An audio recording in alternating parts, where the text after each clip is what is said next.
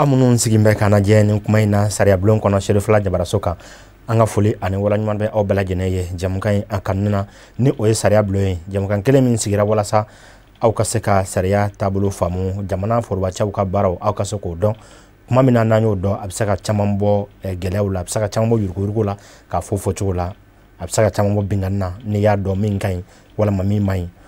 ola dogo fara temene an sigira ka masala hakina kele min kan anyo lairuta aw ye ka fo ni dogo fara ina anvana na masala o kan le thème du jour les défis et perspectives de la politique d'urbanisation au Mali o de yanga hakina ye anyo lairuta aw ye bi nga mena konjene ni ntamu ye me gele munun be na akonna na dabna se uruma ina fo anye afo chumuna minye terengwe terengele na bi ibta soro ma sabama nane be nyogo soro pape bu bela jene bulu me du kulo nye yoro kile ndorone o pape du baga yala chiado wa walma nganam kelaw fana de be administration kono ni o keme sababu be ka gela sama gela mbato am tika seka nye soro o koina justice la bi ibta tribunal administratif kono iba soro 90% affaire bay affaire foncière oui ordre judiciaire la no yotrino droit commun oui ibta soro du koloko akele ka chay no bi ola mumo kele chaya du kolo jichuko ko anwa o segere anyo la ruta awye bi ala sona anga mawolele alena o kibara da ankloka monsieur Mamadou Wologemo directeur national adjoint de l'urbanisme et de l'habitat ana le benyo fait bis do fere ngono tukuni. Monsieur le directeur Amifo. Merci. Kaso anga wole la bituguni wala sanga se ka mansala ni hakna nka wole a jaran ko sobe ne to Mahamadou Wologem urbanisme directeur national adjoint wole ni ngwa jaran sabe ka sabuye amana mo kuna folia problem chambe du wolo kola chambe do ala iba soro be do ala filila o tada mundo mais ni ala sonama ni émission abeta banroro akla mena munfo ni munya ashara bato amena fem di ni yo ke aka chala fe ite do filla mais akum jomina ko waram ko woten kala ko ne ko wore sino ni shara nun laje amena mum fo kiya bato aka chala fe ite do filla. Merci ajara monsieur le directeur ola bi ida sera lotissement ko ma semaine temenen konana bi ama fe gamin do kolon kelen partiel kelen atigi chalendo yoro dun ye kelen o gele munu me mawni nyon bi taraka serula nyon sama la o ye mu noy aki la faute bon antisaka mo kelen to fote mais explication c'est fait bena famu ka fo jeune jota la jeune jobala ay kuma lotissement ka sharambe lotissement na ya fongo lotissement tsika ke kaso yero makero ke titri bo titri fana nyina shara de bala donc shara numbe dugolo ko amba ko kuma chamba la marita kuma mancha na be shara respecté ka bo chokola atsika nyami donc ka yero ke titri sorla titri sorlen ko fe afura ki ka lotissement ke lotissement shara en kuma no ka kateme donc y autorisation préalable soro le gouvernement ka autorisation soro itara ka terrain application ke terrain na ikanga siram no nglan yulu clan yi titre foncier individuel soro parce que lotissement kelen ko fait parcelle bala avec la titre we yo soro yo di mais ni mo shara bato robene bulu ni do wele kana akana pico turu ka papier donc ka devoir o papier bola yo di mo ma oro kelen iba soro mo mi yake kene ba kalama service imagine ta kalama domaine ta kalama ko ne yoro ta don ka di mo ma mais oro kene ba soro be bi kodon parce que papier mbe shara papier fu itala ka foko ni ndedo oro kene ubisa na fenwere bo ka tuguni kata sigi lotissement ka se ka terrain di mo ma donc ti jo e ba soro be to fara na kale talo ou bien folo mun kera baso e mun de ma ka terrain 15/20 après ibina sora ka 12/50 mun ne bo beke parce que ama bo shara fait parce que na passera shara fait papier mbeke na we plan e baso ibani directeur ka signature bala domaine ka signature bala urbanisme nya ke o ka signature bala géométrie mia appliquer terrain ka signature bala gouverneur mba localité la a région na ou fana ka arrêter baka bon ne nimbe papier kele mun ka o yela mani ma no konde hali n'i y'a yɛlɛma est ce que i bɛna se ka nin bɛɛ ka signature sɔrɔ tuguni k'i b'o ko papier kelen kan donc ni dugukolo bɛ di n'a dira n'o sariya ye a ka ca Ala fɛ i tɛ se ka fili a la et mɔgɔ min fana i bɛ dugukolo ɲini c'est à dire souvent a caman bɛ yen an yɛrɛ an bɛ ko ye an bɛ tila ka don a la caman bɛ don fili dɔ la i b'a sɔrɔ u bɛ don a fili la mais sinon a fɔra i ɲɛna ni plan bɛ ta mɔgɔ k'a bɛ yɔrɔ feere ma service bɛ yen i bɛ se ka taa vérifier yɔrɔ min na ni mun k'a bɛ yɔrɔ feere ma e k'a ɲininka e ka lotissement in est ce que gouverneur jumɛn y'a approuvé ni Bamako don a ɲininka est ce que gouverneur y'a approuvé a lotissement ou bien taa urbanisme na i ka taa ɲininkali kɛ karisa k'a bɛ terrain feere ma ne bɛ fɛ k'a san a ko bɛ cogo di an b'a lajɛ a yɔrɔ jumɛn don lotissement fɛn bɛɛ an b'a lajɛ est ce que a plan b'an bolo a plan t'an bolo n'a plan t'an bolo n'a ka b'a feere ma ale de y'a kɛ a kana ni plan ye a b'i sɔrɔ service technique ka signature bɛ mun na service technique bɛ mun u yɛrɛ ye mun na est ce que gouverneur ka approbation b'a la maintenant n'a ma se k'o d'i ma fo k'a fɔ k'o t'a la kana don o la n'a ma se k'o fɛsɛfɛsɛ d'i ma domaine mɔgɔw ma se ka certifier ko a ka ɲi urbanisme ko a ma se k'a fɔ k'a ka ɲi a ma se k'a f'i ye ko gouverneur y'a approuvé n'i y'o san ni ko b'o la i yɛrɛ o ɲini dɛ an bɛ yɔrɔ min na bi lotissement fɛn fɛn kɛra dans les règles i b'a sɔrɔ a plan bɛ yen a gouverneur ka arrêté bɛ yen mais n'o tɛ mun na ko fo plan dɔ b'a yɛrɛ bolo a y'a di dɔ ma ko ka signature b'a la ka na n'a ye k'a yiri la service technique foyi t'a kalama kana don o la n'i donn'o la n'i ye fili o fili y'i sɔrɔ i y'o san. Monsieur le directeur i bɔra ka nin bɛɛ fɔ an ɲɛna an ye faamuyaliw sɔrɔ nin bɛɛ kɔnɔ mais e bɛ ka nin bɛɛ lajɛlen fɔ u bɛ taa fɛn dɔ de di an ma papier dɔ di an ma k'o yira an na ko nin ye a bɛɛ ye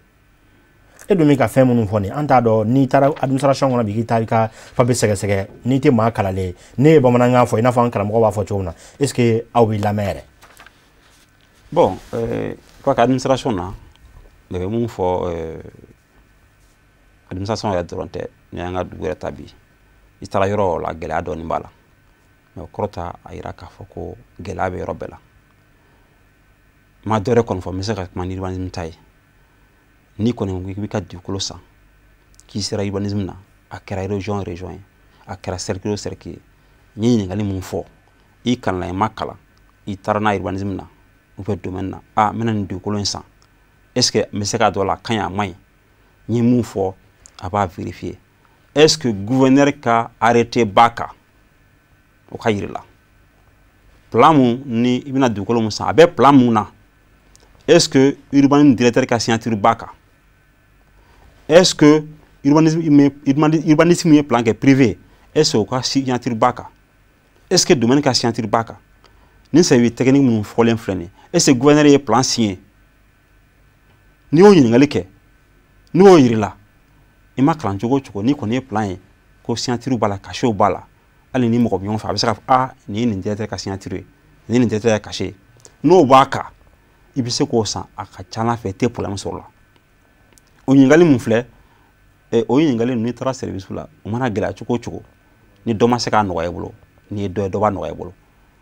an kɔni bɛ instruction mun di an ka mɔgɔw ma et généralement yɛrɛ de b'o ɲini parce que a bɛ kɛ sababu ye a b'an yɛrɛ lafiya parce que n'a dugukolo ko mankan o mankan an yɛrɛ ka baara gɛlɛn b'an bolo mun na o ye an bɛ tile bɛɛ kɛ nin ye n ka yɔrɔ jɔ a ye sira jɔ a ye nin kɛ parce que a caman bɛ yen mɔgɔw bɛ taa don a la ka sɔrɔ u ma ɲɛɲini a tiɲɛnen kɔ u bɛ sɔrɔ ka weleli kɛ sinon depuis ma don a la ne ye ɲininkali mun fɔ ni bɛɛ bɛ nin sariya ɲininkali kɛ ni dugukolo feere nana i voir commissaire kɛ nana entre guillemets k'a bɛ yɔrɔ feere ma e k'a ɲininka lotissement ye jɔn de y'a kɛ gouverneur est-ce que gouverneur y'a approuvé est-ce que urbanisme directeur ka signature b'a kan n'a ko n'a plan yira n na a copie kelen ka di yan n'a kɔni bɛ fɛ ka yɔrɔ feere ma ko a dalen don a k'a ka ɲi n'a sera k'o yiri la k'i taara n'a service technique la k'u y'a ye i bɛ se ka don o la mais n'a ma se k'o yiri la gouverneur ka arrêté t'a bolo plan signé tɛ service technique fɛ kana don a la ou bien a fɔ a ɲɛna a ye taa urbanisme na bɛ a ye taa nin yɔrɔ in na i ka taa f'u ɲɛna yɔrɔ lotissement jumɛn don n'i sera n'u ye ɲininkali 2 3 k'a la e yɛrɛ sigilen ɲɛna e b'a dɔn k'a fɔ a bɛ fɔ yɔrɔ min feere ma yɔrɔ jɛlen tɛ. Directeur, mais est-ce que wulikajɔ ninnu bi ni maa min ko k'i bɛ wuli ka se aw ka cakɛda ma est-ce que aw la sɔrɔ ka di o cogo la parce que kuma caman bɛ fɔ mais ni wulila terrain kan i b'a ye k'a fɔ gɛlɛya caman bɛ gɛlɛya caman min don a kɔnɔ bi ni maa mun y'a lajɛ ni u b'a fɛ ka e ka sira in taama n'u sera aw ma bi aw bɛ se ka dɛmɛ d'u ma ka sɔrɔ an m'u bila taa ka segin caman na. n bɛ se ka mun fana fɔ k'a fɔ diya ni mɔgɔ min b'a fɛ k'o ɲɛɲini a ka taa n ka service la a ka taa ɲɛɲini kɛ n'a taara service min na n'u ye ko gɛlɛya bolo a ka se direction nationale la a ka s'an ma a k'a fɔ an ye ni directeur mun don ou bien ni agent mun y'a gɛlɛya bolo solution b'an bolo an yɛrɛ b'o kɛ n b'o fɔ antenne kan yan pour que i ka problème b'a la mɔgɔ o mɔgɔ ni k'i bɛ fɛ ka vérification kɛ a kɛra Mali yɔrɔ o yɔrɔ ye taaribani cakadaw la i ka taa i ka ɲininkali kɛ i ma dɔ wɛrɛ ɲininka o n bɛna fɛn dɔ san n bɛna lajɛ aw fɛ est-ce que a ka ɲi u tɛ se ka ban o la o mais ni mɔgɔ min ko banna la o k'a se k'an lasɔrɔ u banna kun na u b'a kun fɔ an ye an b'o siga bɔ mɔgɔ la. Monsieur le directeur ni kuma diyara n ye kosɛbɛ jɛmukan sigikunba dɔ ye nin walasa ka maaw bɔ u ka hakɛw kalama cogo min na bingani ni yuruguyurugu bɛ se ka dabila ka bɔ administration kɔnɔ an b'a dɔn a ma nɔgɔ mais n'aw sɔnna ka anw dɛmɛ ka na nin kɛnɛ ninnu kan k'anw na kunnafoni o bɛ diya an ye fo ka dama tɛmɛ ni an da donna dugukolo ko yuruguyurugu bamanankan na a bɛ fɔ ten spéculation foncière bilama a kɛn bɛ jɔrɔkɛnɛ ko ye a kɛra mɛna sɛnɛkɛnɛ ko ye e bɛ se ka an bilasira ni min ye spéculation yɛrɛ kɔnɔna na a kunba ye jumɛn ye e yɛrɛ ka kɔlɔsili la. Bon spéculation foncière bi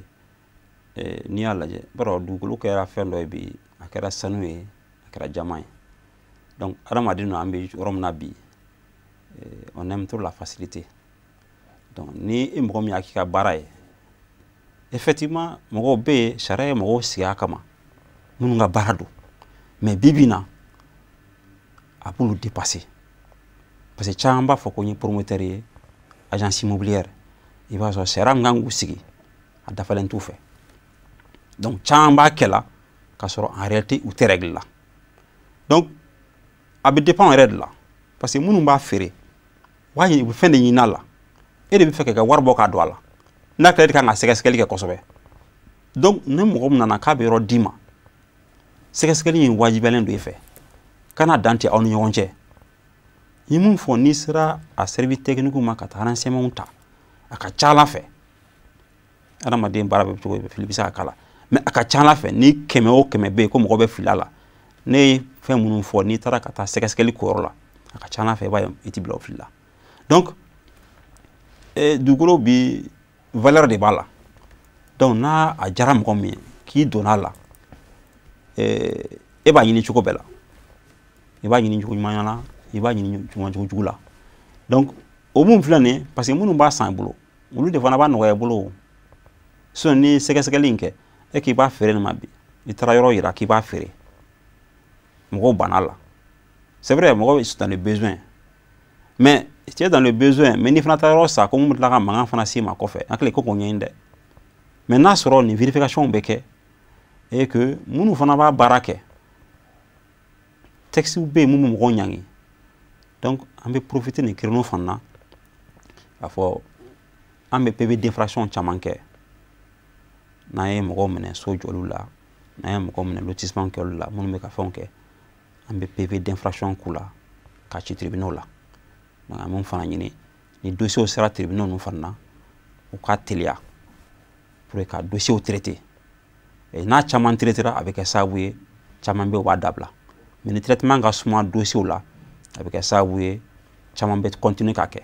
sinon ni i ɲangira siɲɛ kelen tribunal fɛ k'a fɔ i ye lotissement kɛ sariya b'a la k'a fɔ ko i ye lotissement kɛ a parcelle kelen o parcelle kelen k'i bɛ ɲangi million 2 k'i k'o sara lotissement fu yɔrɔ ni e ɲangira o la k'e ye lotissement kɛ k'e ye parcelle 100 lotissement kɛ k'e ka nin sara o la i bɛ taa bɔ o la yɔrɔ est-ce que i bɛ sɔrɔ a la cogo di donc sariya bɛ fana sigilen bɛ ka mɔgɔw ɲangi donc n'o fana bɛ appliquer a ka ca Ala fɛ a bɛ dabila mais a caman tɛ appliquer la c'est pour que mɔgɔ bɛ continuer la k'a kɛ. Directeur a diyara n ye mais est ce que ni an ye o spéculation foncière ta k'a lajɛ bi n'o ye dugukolo ŋanamu ko ye i da sera agence immobilière ma a cayara ni banasi ye mais est ce que o bɛɛ ka administration yɛrɛ ni o ye jamana ka cakɛdaw ye est ce que olu tɛ complice nin ko in na. Bon complicité a baara la c'est bien possible an ka administration dɔn bibi na a bɛ cogo min na an bɛɛ b'a cogo dɔn ma se an ka don détail la mais a mana kɛ cogo o cogo particulier de bɛ taa ɲini mais n kɔni bɛ mun fɔ ka jɛya administration si tɛna se ka complicité kɛ k'a fɔ k'i ka don na k'a ka ɲi ka sɔrɔ a man ɲi parce que ni kɔlɔlɔ min bɔra la a tigi bɛ se ne ma et y'a fɔ kun min na i b'o kɛ mais ne bɛ complicité mun fɔra a complicité an bɛ se ka kɛ peut-être en dehors du service parce que n'i ye baara kɛ i tɔgɔ la i ma baara kɛ service tɔgɔ la o complicité o yɛrɛ kelen et au là moi je ne peux pas accuser l'administration pour ça maintenant ni administration yɛrɛ de papier di k'a ko kɛ là on peut parler de complicité mais ni agent mun taara baara kɛ a yɛrɛ tɔgɔ la i ma baara kɛ service tɔgɔ la dɛ n'i ye baara kɛ i yɛrɛ tɔgɔ la donc ni mun b'a la o ye yɛrɛ nɔ ye mais o t'a yɛrɛ k'a fɔ ko an ka administration fana ko a bɛɛ ka ɲi. Monsieur le directeur, ni an ye texte lajɛ bi k'a daminɛ ordonnance 00027 du 22 mars 2000 portant code domanial et foncier ka tila ka loi tɔw bɛɛ lajɛ ka na an bɛna ye k'a fɔ kabi waati jan sigiyɔrɔ ko o bɔra administration ka bolo kan i n'a fɔ préfet ka bolo kan bi o bɛ collectivité bolo mais lakɔlɔsiliw la administration bɛ ka sigiyɔrɔ di maaw ma e bolo bi est-ce que c'est normal? Ce n'est pas normal. Bi structure fila mun habilitelen don ka dugukolo mɔgɔ sigiyɔrɔ siso k'a di structure fila. Jumɛn ni jumɛn? Fɔlɔ o ye mairie ye. Mairie de bɛ se ka sigiyɔrɔ di mɔgɔw ma. Filanan o ye domaine ye titre foncier fɛ. Mɔgɔ sigiyɔrɔ ni structure fila de habilitelen don ka sigiyɔrɔ di mɔgɔ ma. Bi donc structure wɛrɛ man ka yamaruyalen tɛ k'a di il faut ko fɔ ka jɛya. Et puis ka administration mun fɔ n'o ye préfecture ni fɛn wɛrɛ ye olu b'a di mais u bɛ concession rurale de di et concession rurale fana sariya b'o la u b'a di cogo min na mais n bɛ kuma mun kan n'o ye parcelle à usage d'habitation mɔgɔw siyɔrɔ mairie ani domaine olu fila de yamaruyalen don k'o di sinon mɔgɔ wɛrɛ man ka di. Directeur o diyara n ye ni ye dugukolo sɔrɔ cogow ye a masalaw ye mais o bɛɛ kɔfɛ ni an nana don sisan ka jateminɛ kɛ a kɔnɔna na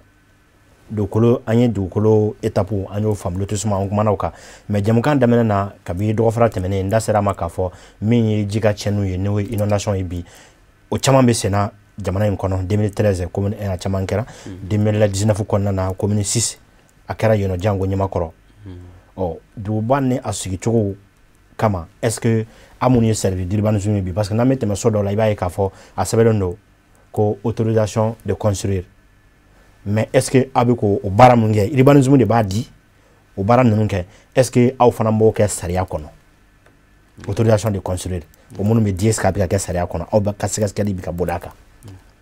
Ɲininkali diyara n ye maintenant n bɛ mun préciser autorisation de construire ko la urbanisme tɛ autorisation di urbanisme bɛ dossier de instruit ka sɔrɔ ka maire ou bien commandant de b'a di n bɛ o détail di tellement la structure fila de bɛ yen mun fana yamaruyalen don ka autorisation de construire di a fɔlɔ so o so n'a bɛ jɔ ko état yɛrɛ ta don c'est-à-dire i n'a fɔ état ka dɔgɔtɔrɔso ou bien service n'olu bɛ jɔ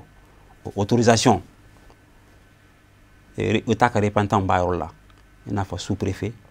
préfet gouverneur état ka so n'a bɛ jɔ autorisation olu b'a di maintenant o kɔfɛ so o so n'a bɛ jɔ a kɛra siso ye o a kɛra usine ye o a kɛra commercial ye o a kɛra fɛn o fɛn état ta kɔfɛ maire de b'o di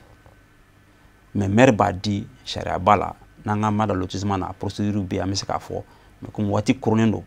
n'an ye temps sɔrɔ don wɛrɛ an bɛ se ka don détail la mais ninnu structure fila de b'a di mais a fɔ cogo min na urbanisme ka sɛgɛsɛgɛli kɔfɛ o sɛgɛsɛgɛli fana urbanisme kelen t'a kan n ye lotissement fɔ cogo min na ni dossier nana urbanisme na k'a tigi bɛ autorisation ɲini urbanisme b'a traité mais ani service yɔrɔ de b'a kɛ o service la protection civile b'a la protection civile bɛ ɲininka domaine bɛ ɲininka assainissement bɛ ɲininka énergie bɛ ɲininka donc olu bɛɛ de ka jaabi kɔfɛ maire bɛ se ka autoriser walma commandant ou bien gouverneur. Sinon a tɛna fɔ Iribani de bɛna ka dossier autoriser. Iribani b'a sɔrɔ mais a bɛ baara kɛ ni service tɔ ye. Bɛɛ b'i hakilinata di a kan. Mun ye courant ko ye so la, énergie mɔgɔw b'a lajɛ est-ce que a kaɲi. Mun ye assainissement ye, olu b'a lajɛ est-ce que fosse septique b'i ka so kɔnɔ, est-ce que ɲɛgɛnw b'a la. N'o t'a la a b'a fɔ e ka dossier man ɲi. Protection civile n'i bɛna so yɔrɔ jɔ ko jama de bɛ don a yɔrɔ la, olu ka sariyaw bɛ yen. U b'a fɔ est-ce que nin bɛ yen, est-ce que couloir bɛ nin bɔ, est-ce que da bɛ yen an bɛ se ka don yɔrɔ min na, est-ce que ni tasuma y'a Ala k'an kisi, est-ce que an ka intervention bɛ se ka kɛ. Donc service minnu citelen filɛ nin bɛɛ de b'i hakilinata di e ka dossier in kan. O b'a sɔrɔ dossier in kɛra architecte fɛ. N y'a fɔ cogo min na ni n bɛ don détail la bi a ka ca mais surtout fila min b'a di n b'a fɔ k'a jɛya mairie ani état ka représentant ni so ye état ta ye état ka représentant de b'o di n'o ye préfet sous-préfet gouverneur. O kɔfɛ joli o joli dɔgɔtɔrɔso ni particulier do écoleso ni particulier do i yɛrɛ siso ou bien usine ou bien mairie. Donc les deux structures m'ont habilité dans la autorisation de louer. À baro femme là effectivement gɛlɛya b'a la. Bon gɛlɛya mɛ da la tellement mun tɛ mɔgɔ caman tɛ mun faamu. Parce que an ye lotissement min fɔ sisan i b'a sɔrɔ lotissement kɛlen do aw fɛ. Iribani min t'a kalama. Papier b'a bolo. N'aw nana n'a ye ko Iribani min ka o instruit. A bɛ fɛn fɔlɔ min f'i ɲɛna a b'a f'i ɲɛna bon lotissement min filɛ nin ye anw t'a kalama. Donc an t'a kalama an bɛ se ka autorisation jumɛn d'o la. Parce que an m'a kɛ an t'a kalama a ma k'an ɲɛna. Ni ko an ka autorisation an ka o instruit o tɛ se ka kɛ o. Donc i b'a ye dossier fana caman bɛ na après a bɛ rejeté a rejeté kun ye nin de i b'a sɔrɔ maire mun y'a di a m'a di sariya la plan tɛ urbanisme na et après ko dossier bɛ na ko urbanisme ka prononcer o kan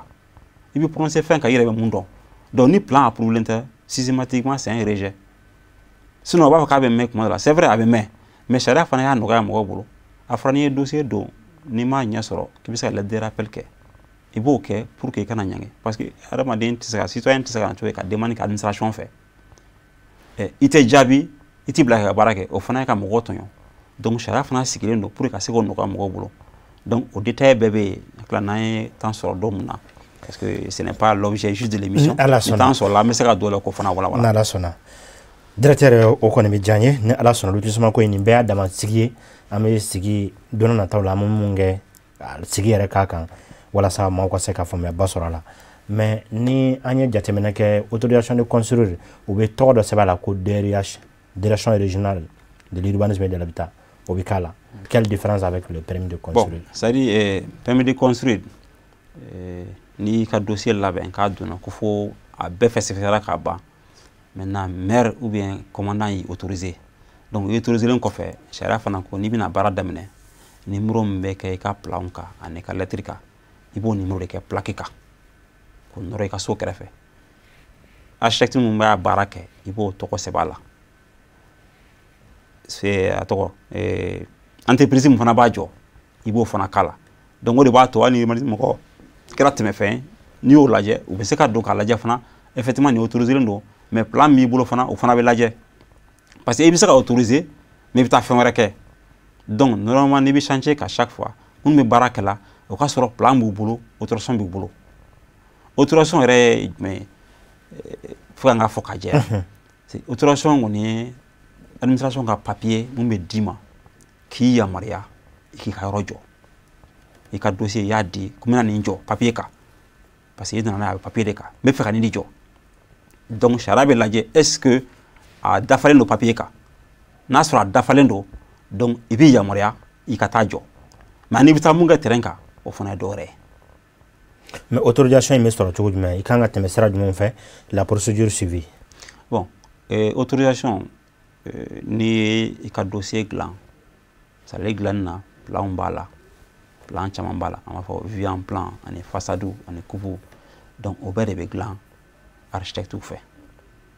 architecte b'o dilan i bɛ sɔrɔ ka taa demande kɛ o b'a sɔrɔ i ka du papier b'a kan mun b'a jira k'a fɔ i ta don i bɛ sɔrɔ k'a bila mairie la ou bien ni administration do k'a bila administration ka niveau la donc a bɛ sɔrɔ ka na urbanisme na n'a nana urbanisme na urbanisme bɛ sɔrɔ k'a lajɛ ka service technique tɔw impliqué a la o ye sariya kura mun tara lotissement kan yɛlɛma dɔɔni donna la parce que an y'a ye k'a fɔ localité dɔw bɛ yen architecte tɛ yen et donc o la ouverture dɔ kɛra k'a fɔ ko architecte tɛ yɔrɔ min na ni ye exemple ta sisan Mali na ye bara n'i ye architecte ta i b'a sɔrɔ architecte bi bi na à 99% a bɛ Bamako mais jateminɛw nana ye k'a fɔ ko gɛlɛya bɛ kɔnɔna ninnu na ni ye exemple ta sisan Tesalit kan ou bien exemple ta Menaka kan ou bien exemple ta Ansongo ou bien exemple ta Nara kan ni architecte tɛ yen e bɛ fɛ i ka so jɔ sariya fɔlɔ tun b'a fɔ k'i k'a di architecte de ma ka kɛ mais yɛlɛma mun donna la k'a fɔ ko ni architecte tɛ yɔrɔ mun na k'u sigilen tɛ yen ko urbanisme ka agent minnu bɛ yen olu bɛ se ka plan kɛ o ye ka nɔgɔya don a ko la mais ni architecte ba yɔrɔ la u yamaruyalen tɛ ka plan kɛ o ye pour que mɔgɔ min bɛ Tesalit bi a k'a bɛna yɔrɔ jɔ e bɛ n'i ka 2 chambres salon jɔ et f'i ka bɔ Tesalit ka na plan kɛ yan an ye k'a fɔ gɛlɛya b'o la donc o yɔrɔ kɛra ka nɔgɔya di citoyen ma pour que u bɛ se ka autorisation ɲini donc ne y'o plan ninnu kɛ k'o nana urbanisme y'a lajɛ ani service tɔw o y'a ye k'a fɔ effectivement i ye plan mun di bɛɛ b'i yɛrɛ y'a la assainissement mɔgɔw b'u yɛrɛ y'a kɔnɔ urbanisme mɔgɔw b'u yɛrɛ y'a kɔnɔ domaine mɔgɔw olu ye papier déjà k'a fɔ i ta don protection civile y'a fɔ ko a ka ɲi donc o bɛɛ kɔfɛ a bɛ sɔrɔ ka taa maire la maire fɛ ou bien commandant fɛ o bɛ sɔrɔ autorisation d'i ma donc a bɛ yamaruya sɛbɛn dɔ d'i ma k'a fɔ ko i yamaruyara i ye plan mun kɛ i yamaruyara i ka t'o jɔ i man ka bɔ o kɔnɔ. Monsieur le directeur an ka waati kɔni banna n bolo dakuruɲɛ labanna min ye ba kɛrɛfɛ kɔ kɛrɛfɛ fo ka taa se ara yɔrɔ ma urbanisme kɔnɔna na aw bɛ bilasiralikan jumɛn di maaw ma ni sariya b'a la i k'o fɔ an ɲɛna. Effectivement les servitudes d'urbanisme sariya b'a la et servitude a tɛ dan ba kɔnɔna dɔrɔn ma servitude bɛ kuranko la haute tension bɛ tɛmɛ yɔrɔ min fɛ moyenne tension danfara dɔ bɛ yen mɔgɔ man ka don mun na a bɛ taa 25 mètres la misali la haute tension a bɛ taa fo 25 mètres dɔw 10 mètres dɔw 5 mètres o ye o norme bɛ yen électricité la maintenant mun ye kɔ ani baw ye mun fɔlen don n'a fɔra ko ji mun n'a bɛ se ka boli k'a bɛ boli ko fɛn bɛ se ka boli a kan i n'a fɔ n'an ye ba ninnu ta sisan a fɔra ko mètre 25 kan ka bila ba falen kɔfɛ i n'a fɔ ba bɛ ji hakɛ min na sisan ba falen don cogo min na sisan effectivement a jate teliman yɛrɛ ye sisan ye bi bi in na bɛɛ b'a dɔn ko ba falen don donc servitude 25 mètres in ba falen bɛ ka da yɔrɔ min na i b'a daminɛ ka mètre 25 jate mais n ko ba falen ji bɛ maaw ka sow la ni misali jateminɛ hôtel ba dɔw bɛ yen nɔ bi i b'a sɔrɔ ba yɛrɛ ji bɛna fɔ o koko la olu bɛ servitude de kɔnɔ o donc u sigiyɔrɔ u n'a sigili man kan o tɛ mɔgɔ sigiyɔrɔ ye sariya ko mètre 25 ba falen mètre 25 o de kan ka bila i ka sɔrɔ k'i sigi o kɔfɛ n'i b'o kɔnɔ i bɛ servitude kɔnɔ o ye baw ye mun ye kɔ ye an bɛ kumana inondation mun fɔ la n'i ye kɔ ninnu lajɛ o servitude o ye mètre 10 de kɔda ni kɔ fara kɔ falen i bɛ mètre 10 suma ɲuman fɛ ka mètre 10 suma kini fɛ o mètre 10 in kɔnɔna na foyi man ka kɛ kɔ falen o de servitude ye donc n bɛ ka mun fɔ sisan ni o respectelen don inondation a ma a bɛ gɛlɛya dɛ hali n'a bɛ kɛ an bɛ tiɲɛni mun ye la a tɛ kɛ mais mun fana b'a la an bɛ duguba de kɔnɔ an bɛ document mun dilan chemin directeur ninnu ani PISU u bɛ recommandation mun di u b'a fɔ ko o collecteur ninnu i b'a sɔrɔ a bɛ k'u dilan n'i ye Bamako yɛrɛ kɔ minnu bɛ Bamako kɔnɔ n'i y'a jate bɔ a bɛ taa kilomètre 70 kɛ kɔ minnu bɛ Bamako kɔnɔna na et a kɔ fɛn fɛn bɛ yen bi occupation fɛn b'a kɔnɔ ko mɔgɔw b'a kɔnɔ servitude ninnu na urbanisme ani service tɔw a document kɛlen don k'a ban occupation fɛn b'a kɔnɔ k'a bɛɛ évaluer a bɛɛ dɔnnen don donc o mètre 10 in kɔnɔna na kɔta ninnu na mɔgɔ man ka se yen et a ɲininkali dɔ fana k'a fɔ olu kan ka aménager inondation in fana source aménagement baliya de b'a la so n'i ye Jafarinakɔ ta commune 3 la Jafarinakɔ il y a 7-8 ans même plus a aménagera i b'a mɛn inondation bɛ kɛ mais a ka gɛlɛn k'i b'a mɛn k'a fɔ ko inondation kɛra o quartier ninnu kɔnɔ Badiala ninnu kɔnɔna na parce que kɔ min bɛ yen depuis samɛ ka na aménager ka na bila fo ba la donc kɔ tɔ mun fana bɛ yen on kan aménager donc au fana ye fin autorité kan mun kɛ c'est vrai am yoro la yoro mun gagele mais c'est a yoro manga to à l'état naturel mais n'a aménagera avec un savoir inondation en chama voilà o il faut bon administration mun fana no autorité nous mun fana bi papier di mo ma yoro ka o fana kan mango ke sera tout bolo ko di donc nous le fana ma di mo ko tna siki donc o be ka savoir inondation me noya nous fana bi ta siki i ka don ka fo ni papier jelen ti bolo i fana manga siki et puis ni be siki sera fana ko mo shima nga sojo mo mo ale clôture ale mo clôturer mo yamarlente ka clôture ke ka so autorisation tibulo donc e fana manga si ka so autorisation tibulo donc ni be ni respecter a club chambo inondation ko ka glan papier kana di mo ma wala et ni bi sigi i ka donc ici ko romay amba fa nga bananka na ko jita ka sera problème effectivement depuis ma sigi nkala makala mais urbanisme na urbanisme na jibuli sera alonendo ne yisigi e bi ka sawe ka jide devi ka kemo woreka abika cheni donc ni shara mun flene shara baka ni be a respecter aka chala fe inondation ame bola ajaranye merci beaucoup monsieur le directeur ami foki wala mando ni korofon nunu na anga bi wati ko ni bana ambulo mene ala sona wati werola ana ni bekre ngelo njate mene abisaka mawu nafa parce que ni anga dongo do e gelawi baro ko nana odebe dansigi anga bi jamkana Sariya Blon kono ni ameka lajebi dubaw sigi chogo jamana kono Mali sigi chogo gelea munumbe ala le thème du jour c'était les défis et perspectives de la politique d'urbanisation au Mali wala saka ambla saro kono anga mawolele monsieur Mahamadou wala gamo directeur national adjoint de l'urbanisme et de l'habitat ana de kuma ñogo fe wala sa akam blasera baranu u kacho kono nalimala ka fo antna fensa an kum fe bile terrain ko la ka ma soro segasker mun fora ama wuli ka anjo fe ayila ruta ka de awma ko abe o garanti awnye ka wudi kata pabe segasege yana ngasa ko aka service la no urbanisme jamana yoro yoro nala sona ko amsa ka wuli ka se na ngela soro la ka ngu soro direction na ni ala sona o koto abi woloma yoro na jamkan asiki du badore wala sa ka se ka clé ni la dria sabati jamana forwa cha ka bara kono ku deme wala sa klina ka se ka do o de kunye anga klina talen bi Sariya Blon kono ame awfo ka wolo nyumando jamkan akanu ani blasara de kauna akonnana ni ala sona wati were ni awu ananyo soro ama fo assalamu alaikum wa rahmatullahi ta'ala barakatuh